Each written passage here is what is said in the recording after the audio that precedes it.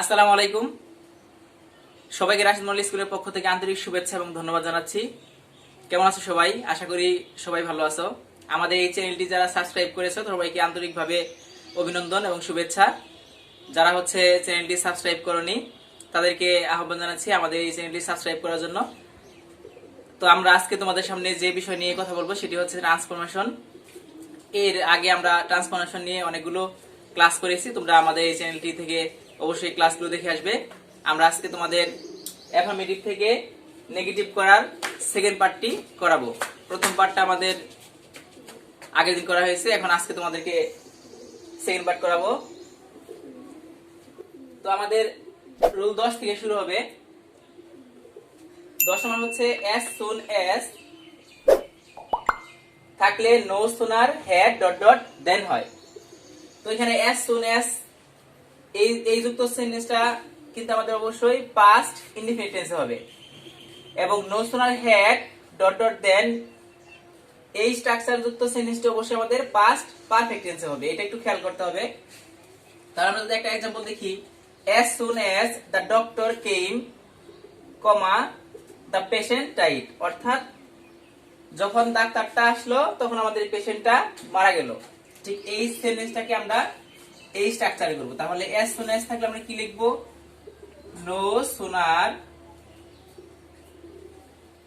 had, এই no sooner had লিখলাম, পরে হচ্ছে ডট ডট। ডট ডট মানে হচ্ছে as soon as এর পরিবর্তে যে সাবজেক্টটা থাকে আমাদের সেই সাবজেক্ট কি আছে? দা ডক্টর। এখানে লিখব আমরা দা ডক্টর।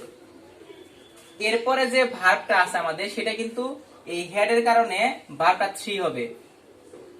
তাহলে কাম, কেম, কাম, এটা হচ্ছে ভার্ব 3, হেড ভার্ব 3, এটা হচ্ছে আমাদের পাস্ট পারফেক্ট টেন্স। এখন এই কমার পরিবর্তে কি লিখব? কমার পরিবর্তে আমরা লিখব দেন। পরে আছে দা পেশেন্ট ডাইড, ঠিক যা আছে তাই।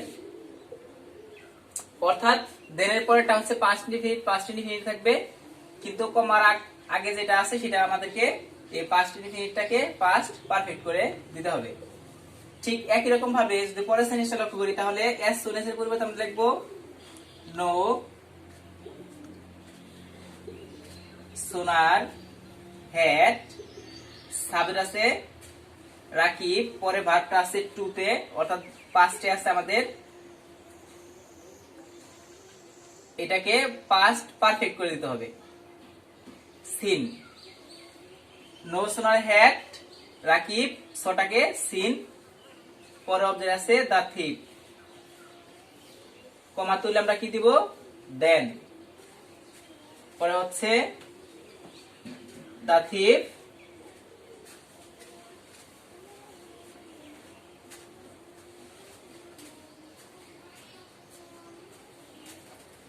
Run a way. একই রকম ভাবে শুধুমাত্র আমাদের প্রথম কমার আগ পর্যন্ত শুধু চেঞ্জ করলে হয়, বাকিটা আর চেঞ্জ করার প্রয়োজন হয় না। আশা করি এই সেন্টেন্সটি বুঝতে পারছো। কারো কোনো প্রবলেম থাকলে অবশ্যই আমাকে কমেন্ট সেকশনে জানাবে। আমরা যাচ্ছি পরবর্তী রুলসে। আমাদের 11 নম্বর রুল হচ্ছে s ডট ডট s থাকলে not less dot dot then dot dot হয়। তাহলে আমরা এটাও খুব সহজে করতে পারবো। তাহলে এখানে আমাদের s ডট ডট s, অর্থাৎ অ্যাফার্মেটিভ সেন্টেন্স আমাদের এরকম স্ট্রাকচার থাকলে আমাদের এই স্ট্রাকচার করতে হবে। আমরা একটু করি, তাহলে হবে রাকিব রাকিবি, ইজটাকে ইজি লিখলাম, এই s এর পরিবর্তে আমরা লিখব নট লেস। তাহলে হবে নট লেস, এই যে ডট ডট, তাহলে s এর পরে যে ডট আছে সেটা আমরা লিখব, অর্থাৎ s এর পরে যে ওয়ার্ডটা আছে সেটা লিখব। কি আছে? স্ট্রং। এখন এই যে s এর পরিবর্তে আমরা কি লিখব? দেন। ডটের উপর আমাদের দেন আছে, এই জন্য আমরা কি লিখব? দেন, পরে ডট ডট। এই ডট ডট মানে হচ্ছে s এর পরের অংশ। s এর পরে কি আছে? Sakib. Rakib is not less strong than Sakib. অর্থের দিক থেকে সেন্টেন্সের কোনো পরিবর্তন হয়নি, শুধুমাত্র স্ট্রাকচার চেঞ্জ হয়েছে। ঠিক একই রকম ভাবে পরেরটা যদি খেয়াল করো, তাহলে Runa is S dot dot S আছে, যেহেতু আমরা এস এর পরিবর্তে আমরা কি লিখবো, নট লেস লিখবো, নট লেস। পরে এস এর পরে কি আছে, বিউটিফুল লিখবো, বিউটিফুল। এস এর পরিবর্তে আমরা কি লিখবো, দেন। পরে দেনের পরে আছে ডট ডট, অর্থাৎ এস এর পরে কি আছে, Ajana, Ajana. Runa is as beautiful as Ajana, Runa is not less beautiful than Ajana, অর্থের দিক থেকে একই রকম, অর্থাৎ রুনা এবং অজানা একই রকম সুন্দরী। তো এই ছিল আমাদের 11 নম্বর রুল। আমরা চলে যাব 12 নম্বর।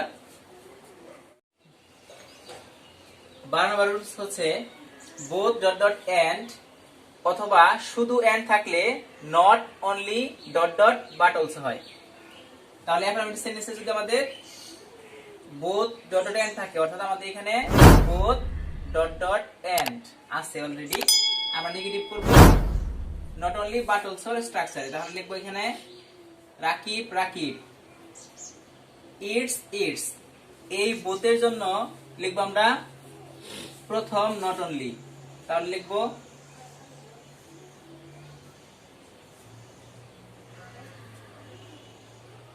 Not, Rakib it's not only. পরে হচ্ছে ম্যাঙ্গো, বোথের পরে যেটা থাকে সেটা। এন্ড এর জায়গায় কি লিখবো, বাট অলসো, বাট অলসো। পরে হচ্ছে যা আছে তাই, বেনানা, বেনানা। বোথের জন্য নট অনলি, এন্ড এর জন্য বাট অলসো, মাঝখানে ডট ডট, অর্থাৎ যা থাকবে ঠিক তাই আমরা লিখে দেব। ঠিক একই রকম ভাবে পরেরটা, এখানে আমাদের আছে শুধুমাত্র এন্ড থাকলেও কিন্তু কি হয়, নট অনলি বাট অলসো হয়।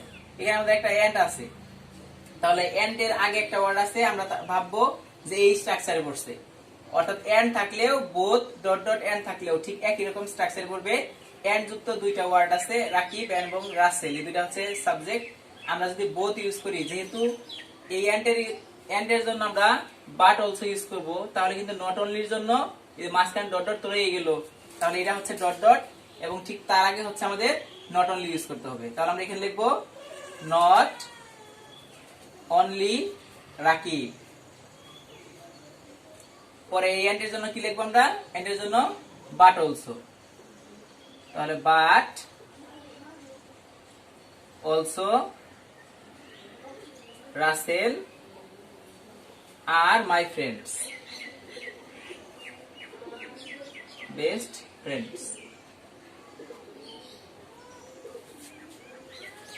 আশা করি এই সেন্টেন্সটি বুঝতে পারছো। আমরা 13 নম্বরে চলে যাচ্ছি।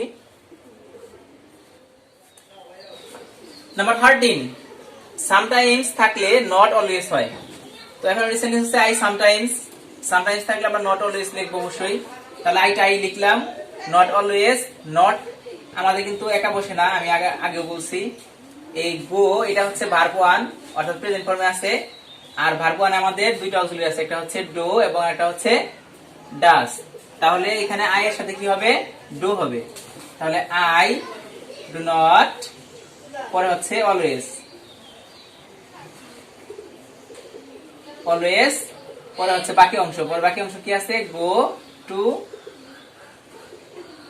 বাজার। I do not always go to বাজার, অর্থাৎ আমি সবসময়ই বাজার যাই না, মাঝে মাঝে বাজারে যাই। আচ্ছা, ঠিক পরের সেন্টেন্সটিকে একই রকম ভাবে হবে, the cat sometimes kills the rate. এখানে কি হবে, আমরা লিখতে পারি দ্য ক্যাট সামটাইমস এর পরিবর্তে আমরা লিখবো নট অলওয়েজ। তাহলে আমরা যদি নট লিখি, নট অলওয়েজ, নট তো একা বুঝবে না অবশ্যই, যেহেতু ভার্বের সাথে এস আছে, আমাদের বুঝবে এখানে ডু নট না থেকে ডাজ নট আছে, আমরা লিখবো এখানে does. Rakib cat does not always, পরে হবে কিল, এস কিন্তু হবে না, কিল দা রেট।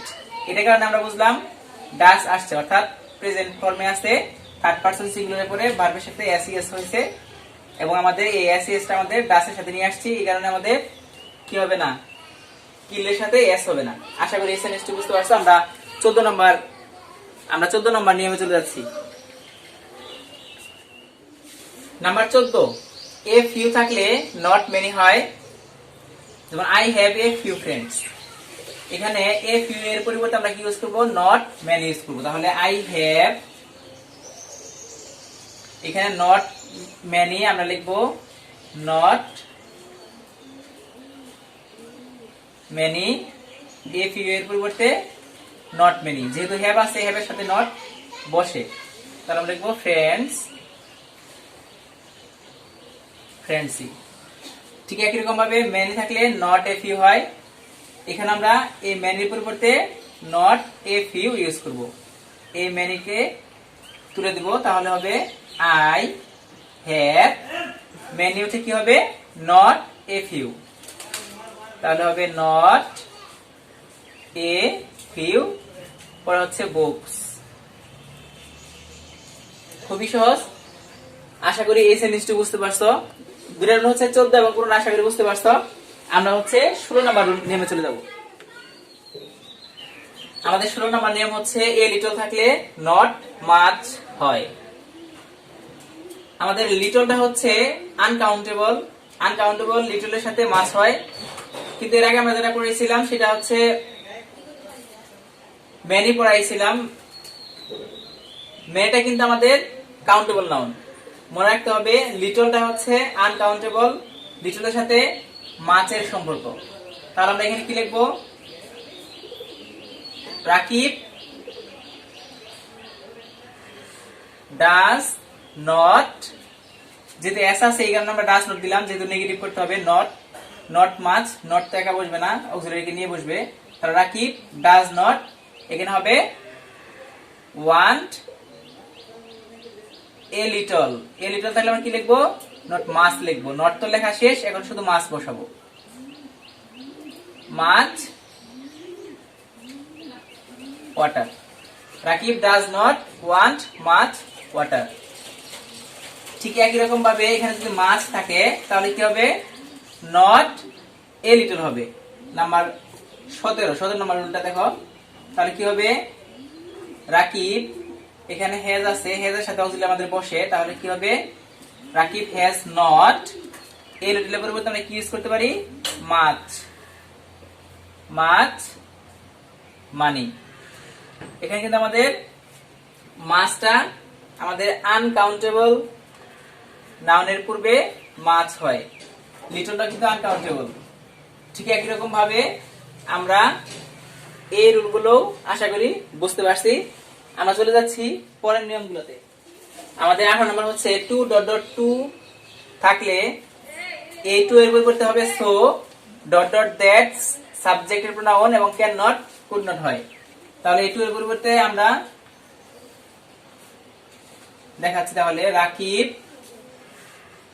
ইজটা ইজি লিখবো, প্রথম টু এর পরিবর্তে আমরা লিখবো সো, তাহলে এই টু এর পরিবর্তে কি লিখবো, সো।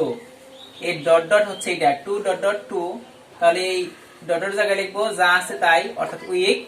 পরে এই টু এর জন্য লিখবো দ্যাট সাবজেক্টের pronoun can not could not, তাহলে লিখবো এখানে দ্যাট সাবজেক্টের প্রোনাউন, সাবজেক্ট কি আছে আমাদের রাকিব, রাকিবের প্রোনাউন হচ্ছে হি, তাহলে হি প্রোনাউন লিখলাম, ক্যান অথবা কুড। এখন আমরা এখানে যদি আমাদের ভার্বগুলো যদি ভার্ব ওয়ানে থাকে অর্থাৎ প্রেজেন্ট ফর্ম থাকে তাহলে আমরা কি লিখবো, ক্যান নট। যদি এখানে পাস্ট ফর্ম থাকে তাহলে আমরা লিখবো কুড নট, অর্থাৎ এম ইজ আর থাকলে আমাদের নরমালি কি হবে, তাহলে প্রেজেন্ট অর্থাৎ ক্যান নট। পরে হচ্ছে কি ওয়াক, ওয়াক। যদি এখানে ওয়াজ থাকতো তাহলে আমরা কি দিতাম, তাহলে আমরা কুড নট দিতাম। ঠিক একই রকম ভাবে এটা যদি ওয়াজ দিয়ে করি, the boy was too brilliant to do the work, ঠিক একই রকম ভাবে কি হবে, তাহলে দা বয়, দা বয়, এখানে এই টু ডট ডট টু এই নিয়ম পড়ছে, তার মানে সো ডট ডট দ্যাট এটাই হবে। দা বয় ওয়াজ, ওয়াজ এ লিখলাম, তাহলে টু এর পরিবর্তে লিখবো সো, ব্রিলিয়ান্টটা হবে ব্রিলিয়ান্ট, এই টু এর পরিবর্তে কি হবে, দ্যাট সাবজেক্টের প্রোনাউন, সাবজেক্ট কি আছে আমাদের দা বয়, দা বয়ের প্রোনাউন হচ্ছে হি। পরে হচ্ছে হি লেখার পরে কি লিখবো আমরা, ক্যান নট অথবা কুড নট, যেহেতু এখানে ওয়াজ আছে আমরা কি লিখবো, তাহলে কুড নট, কুড নট পরে কি আছে আমাদের ডু দা ওয়ার্ক, এখানে আমরা লিখবো ডু দা ওয়ার্ক, অর্থাৎ the boy was so brilliant to do the work. আমাদের আনসারটা হবে the boy was so brilliant that he could not do the work. এই ছিল আজকে আমাদের 18 নম্বর রুলটা। আমরা হচ্ছে পরের রুলটাতে চলে যাচ্ছি।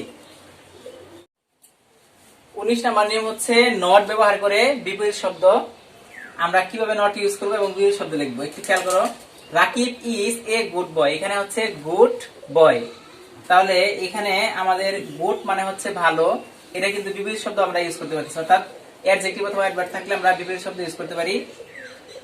তাহলে আমরা কি লিখবো, রাকিব ইজ নট, এখানে আছে এ গুড, আমরা লিখবো এ ব্যাড, অর্থাৎ আমাদের এই অ্যাডজেক্টিভটা ভালো আছে আমরা মন্দ করে দেব, কিন্তু তার আগে নট দেব।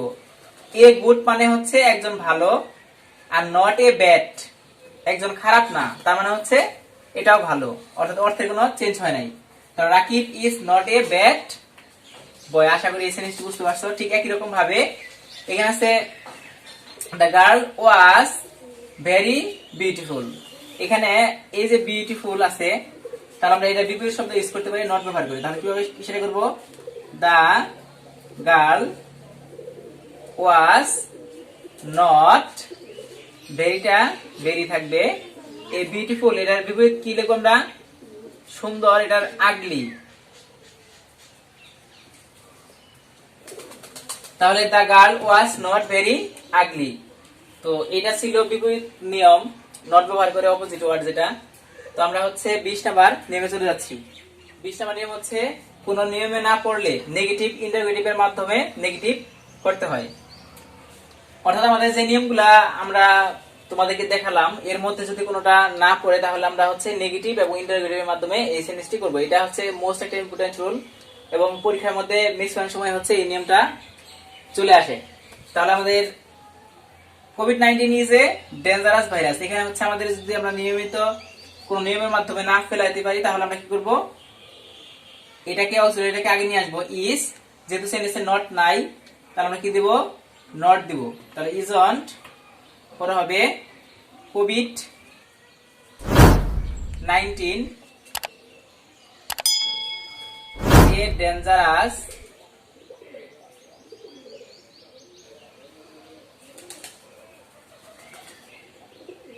ভাইরাস, শেষে হচ্ছে প্রশ্নবোধক চিহ্ন দিতে হবে।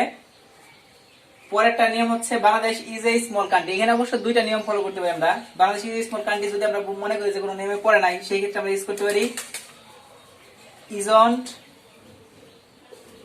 বাংলাদেশ এ স্মল কান্ট্রি, অথবা করতে পারি যদি এই যে স্মলটাকে আমরা বিপরীত শব্দ লিখি তাহলে আমরা কি লিখতে পারি, Bangladesh is not a small, বিপরীত কি, big, is not a big বড় না অর্থাৎ ছোট কান্ট্রি। তো আশা করি এই সেন্টেন্সটি বুঝতে পারছো। এই ছিল আমাদের আজকের অ্যাফার্মেটিভ থেকে নেগেটিভ করার যতগুলো নিয়ম সবগুলোই আছে, তোমাদেরকে দেখানোর চেষ্টা করলাম। তো এর আগে যে পার্টটা দেখো নাই তারা হচ্ছে আমাদের এই চ্যানেলে গিয়ে অবশ্যই অ্যাফার্মেটিভ থেকে নেগেটিভ পার্ট 1 সার্চ দিলে অবশ্যই তোমরা পাবা, সেইটা দেখে তারপর হচ্ছে পার্ট 2 এই ক্লাসটি করে আসবা। তো আমাদের সাথে থাকার জন্য অবশ্যই তোমাদেরকে সবাইকে ধন্যবাদ জানাচ্ছি এবং আমাদের এই চ্যানেলটি অবশ্যই সাবস্ক্রাইব করবে। তো দেখা হচ্ছে আগামী একটি ভিডিওতে, সে পর্যন্ত ভালো থাকো, ধন্যবাদ, আসসালামু আলাইকুম।